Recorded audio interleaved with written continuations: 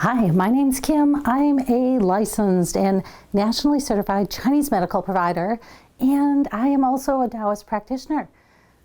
So today we're going to talk a little bit more about the acupuncture clock, and oh my goodness, I hope this episode works because this is going to be the third time that I've done this episode because I haven't liked it so far. And I had to really think about this, but I'm going to talk about each one of the trinities as a separate episode so that you get more information and you can kind of try and put it together in your own life. Because the reality is, life can be confusing and we spend a lot of time wondering what's going on here. And one of the real benefits of classical Chinese medicine and Taoism is that it gives you some clues, and probably more than clues, it gives you roadmaps so that you can understand what's going on in your life and you can actually make some changes to make it better. I'm always looking for answers to the great mysteries in life. You know, who am I? Why am I here? Why do I do the things that I do? And so, you know what? Maybe they're under the bed. No. Oh, but look at that. There's that shoe I've been looking for and a whole bunch of dust bunnies. Okay, I finally have a pair of shoes again. Hey, maybe it's in here. Hey. Yeah, no, it's not in here. Look out there someplace. Well, I do know one place where I can find answers, and that's in classical Chinese medicine and the Taoist aspects of it. And do you remember the 4 organ channels that are involved in the First Trinity? The lungs, the large intestine, the spleen, and the stomach? These 4 organs are going to make up the First Trinity, which is where you form the core identity or the core belief structure, and everything else is just going to be how you modify that. Here's how it works. These 4 organs are about how you take in the external world, how you process it, how you let it go, what your feelings are about that, and how you think about it. Every time we experience something new, we go through these steps of taking it in, deciding what we feel about it, assessing it, putting that inside of us, and letting go of parts that we don't like. That's the First Trinity. Taking things in, letting things go, what we feel about it. So what does it look like when it's all hitched up? Let's look at some of the physical symptoms. It's going to be things like shortness of breath, where you can't take a deep inhale. How about sinus issues or sinus headaches, bloody nose, constipation, diarrhea, explosive diarrhea, IBS, Crohn's? How about stomach aches or gas and bloating or heartburn? And then what about fatigue, which is a spleen side fatigue, overthinking, anxiety, worry? All of that can be how this looks when it's hitched up. How does this happen? There's too much going on in your life. One of the areas where you can see too much going on is the pandemic. Or what about if you're a caregiver? That can be too much going on because there's this whole part of being a caregiver where you have to say goodbye, and you're saying goodbye every day. Or as they lose more and more function, just how much more you have to pick up. That can start to be too much to take in. What about losing your job and having to move, or you can't find another place? That can be too much to take in. So it's all about the external environment, and there's a lot going on, and it's just too much for you to handle. Just too many things going on. If we look at our family of origin, the first few years of our life is when this Trinity is most active. And really, the first few years of our life, the only people around us is our family. So their beliefs, their ideas, their wants, their ideas on love and caring, their identity is the only feedback that we're receiving in those first few years of life. And that can either be positive or it can be not so positive. And when our true identity is constantly fighting with the feedback that we're getting from our family, that's when you start seeing some hiccups in our physical well-being, and some of these issues that we just talked about can start to show up. And when it's too much to handle, what happens is this processing that you have to do of whatever's going on so that you can let go of something, it can't happen. There's too much going in to be processed, and you're like, okay, I just can't think of anything else anymore. I don't have any feelings whatsoever on any of this. And then the question is, what can you do to help improve that when you're in the thick of this? Okay, I have to tell you, I am always going towards food. Food's going to be my biggest one, and using classical Chinese nutritional therapy to identify foods that can help your lungs, your large intestine, your spleen, or your stomach, that would be my first choice. So check out the Chinese nutritional therapy playlist and see if you can find something there.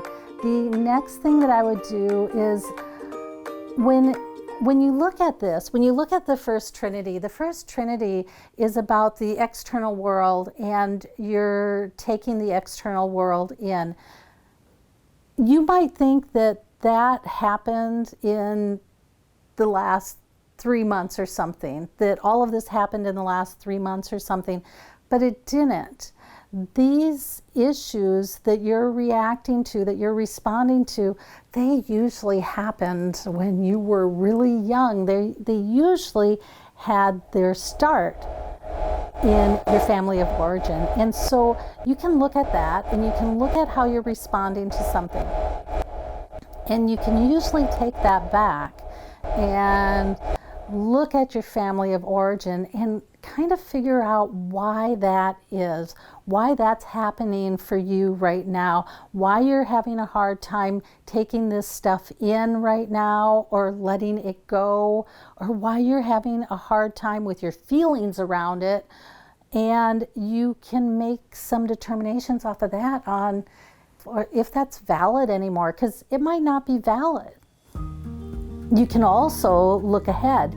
You can look into the next Trinity and find ways to change your behavior. Because behaviors, feelings, emotions, they're all about training. We trained ourselves to think this way, right? Through repetition. So it takes repetition to get us out of this. And you can look into the next Trinities, Trinities 2 and Trinity 3, and you can pick up some of the things that you're doing in those Trinities to help you change your behaviors in this Trinity.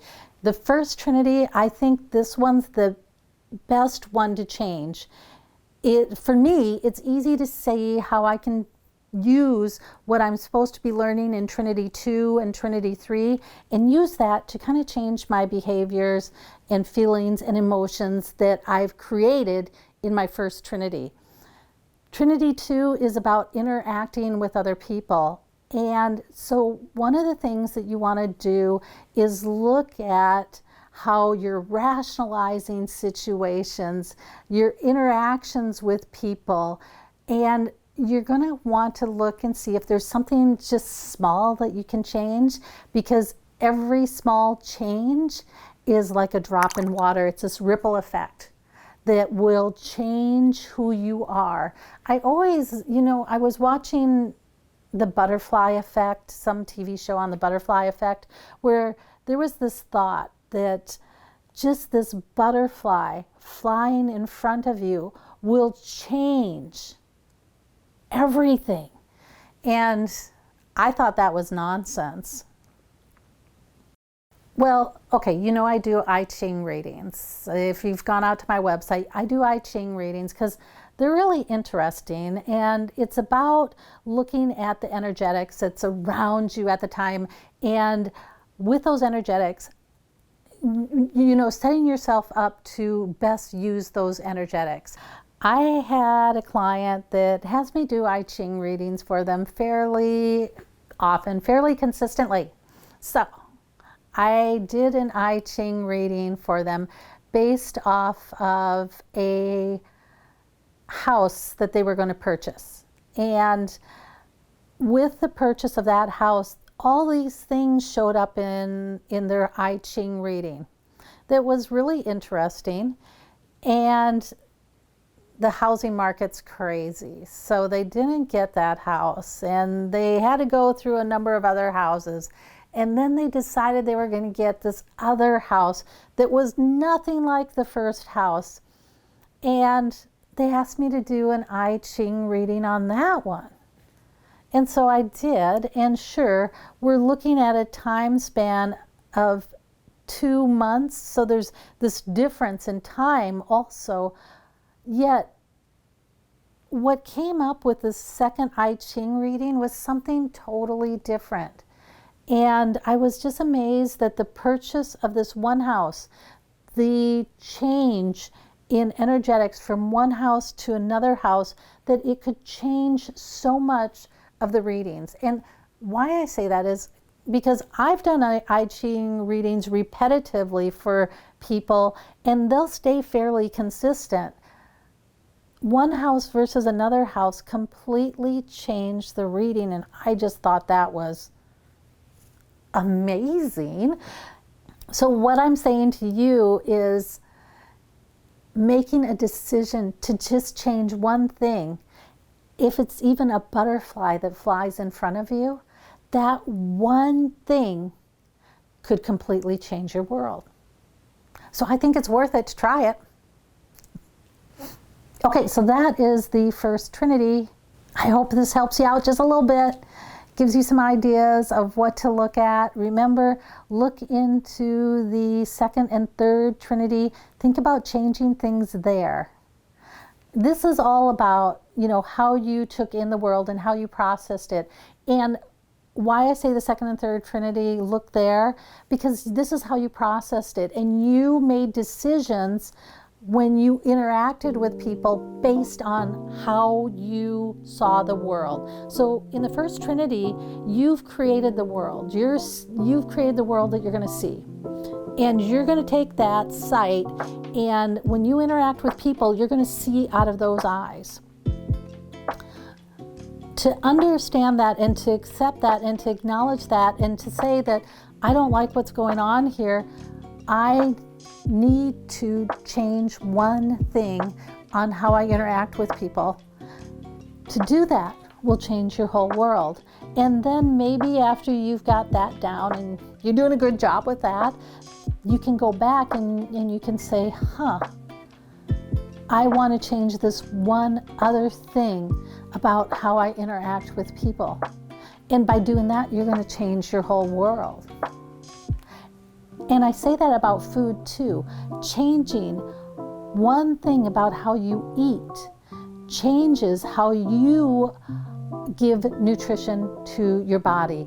And when you're in your First Trinity, the stomach and spleen is about the nutrition that you're giving to your body. If you're doing a lot of fast foods, Cokes, sodas, whatever it is, the nutrition you're giving your body isn't good. And if you're not giving yourself good nutrition, then you're you're kind of like giving yourself this bad family life to live in. So you're kind of giving yourself like this dysfunctional family to live in. I'm not saying that you have to eat perfect all the time, because I know I don't. Yet if you can eat well more times than not, the ability to give yourself or to believe that you're worth enough to eat healthy just that will change how you interact with the world and how you interact with yourself. Okay, thanks for coming out. Thanks for listening. And until next time, I will catch you on the other side.